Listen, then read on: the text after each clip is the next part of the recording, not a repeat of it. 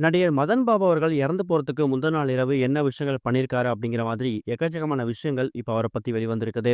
தமிழ் சினிமால பிரபலமான காமெடி நடிகரா வலம் வந்த மதன் பாபு இறந்து போனதுக்கு பிறகு அவரோட வாழ்க்கை முறையை பத்தியும், அவர் எதனால இறந்து போயிருக்காரு, அவரோட குடும்ப பின்னணி என்ன அப்படிங்கிற மாதிரி பல விஷயங்களை பார்த்து வந்துட்டு இருக்கோம். இசை அமைப்பாளரா திரையுலகத்துல பயணத்தை ஆரம்பிச்ச மதன் பாபு ஒரு கட்டத்துல நடிப்பு மேல ஆர்வம் வந்து குணச்சித்திர நடிகராகவும் காமெடி நடிகராகவும் கலக்கினாரு. அப்படிப்பட்ட மதன் பாபு அவர்கள் கடந்த சில நாட்களாவே கொடிய நோயா இருக்கக்கூடிய புற்றுநோயால பாதிக்கப்பட்டு அதுக்கான சிகிச்சை எடுத்திருக்கிறாரு. கண்டிப்பா ஒரு ஆட்கொல்லி நோயா இருக்கக்கூடிய இந்த ஒரு புற்றுநோய் என்னைக்காவது தன்னோட உயிரை பாதிச்சிடும் அப்படிங்கிற நோக்கத்துல தான் அவரோட மரண படுக்கையில் இருக்கக்கூடிய ஒரு ஒரு நாட்களையும் மனம் தளராம ரொம்ப சந்தோஷமா தன் குடும்பத்தோட டைம் ஸ்பெண்ட் பண்ணிட்டு தான் தன்னோட வாழ்க்கையை ஓட்டியிருக்காரு. குறிப்பா அவர் இறந்து போறதுக்கு ஒரு வாரத்துக்கு முன்னாடி, இன்னொரு பக்கம் இறந்து போறதுக்கு முந்தின நாள் இரவு கூட அவர் நடிச்ச காமெடி கதாபாத்திரங்கள் எல்லாத்தையும் டிவியில போட்டு பார்த்து, இந்த சீன் வந்து இப்ப எடுத்தோம், ஷூட்டிங் ஸ்பாட்ல இது மாதிரி ஃபன்னான மூமெண்ட்ஸ் நடந்துச்சுங்கிற மாதிரி தன்னோட உறவினர்களையும் மகன், மகள், மனைவி எல்லாரையும் உட்கார வச்சு ரொம்ப எதார்த்தமா ஜாலியா சிரிச்சு பேசியிருக்காரு. அப்ப கூட மறுநாள் மதன் பாபு அவர்கள் இறந்து போயிடுவாரு அப்படிங்கிற விஷயத்த குடும்பத்துல எதிர்பார்க்கல.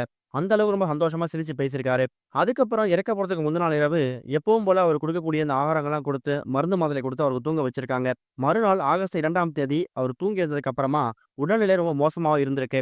டாக்டர்ஸ கூப்பிட்டு செக் பண்ணி பார்த்திருக்காங்க. அவரால இயல்பா இருக்க முடியல அப்படிங்கிறத அவரே சொல்லியிருக்காரு. ஒரு கட்டத்துல ஆகஸ்ட் 2ஆம் தேதி சனிக்கிழமை மாலை ஒரு 5, 4 மணிக்கெல்லாமே அவரோட உயிர் பிரிஞ்சிருச்சாம். கண்டிப்பா இன்னும் கொஞ்ச நாட்கள் தன்னோட அப்பா தான் கூட உயிரோட இருப்பாரு. புற்றுநோய் வந்திருந்தாலும் ஓரளவுக்கு சர்வை பண்றதுக்கான மெடிசின்ஸ்லாம் எடுத்துக்கிட்டு இருக்காரு அப்படிங்கிற ஒரு நம்பிக்கையில இருந்தாலும் கூட, 71 வயசு அப்படிங்கிறதால அவருக்கு சிகிச்சை பலன் கொடுக்கல. தன்னோட இறந்து போறதுக்கு முந்தின நாள் இரவு கூட குடும்பத்தோட ரொம்ப சந்தோஷமா எப்பவும் போல இருந்துட்டு, எப்பவும் போல சாப்பிட்டுட்டு தூங்க போனவரு, மறுநாள் எந்திரிச்சதுக்கு அப்புறமா அவரோட உடல்நிலை அவரோட உயிர பறிக்கும் அப்படிங்கிறத அவர் எதிர்பார்க்கவே இல்ல. இதுதான் அவர் இறந்து போறதுக்கு முந்தின நாள் இரவு செஞ்ச சில விஷயங்கள். அத இப்போ வரைக்கும் நினைச்சு நினைச்சு பார்த்து அவங்க குடும்பத்த சேர்ந்தவங்க பயங்கரமா ஃபீல் பண்ண ஆரம்பிச்சிருக்காங்க.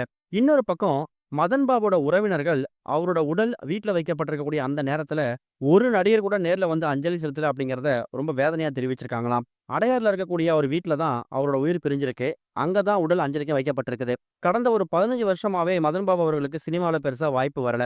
தூங்கி எழுந்ததுக்கு அப்புறமா நார்மலா ஒரு மனுஷன் என்ன மாரி விஷயங்கள் பண்ணுவாங்களோ, அத அப்படி பண்ணாம, தூங்கி எழுந்ததுக்கு அப்புறமா நடிப்பு மட்டும் தான் வாழ்க்கையா இருந்திருக்காரு.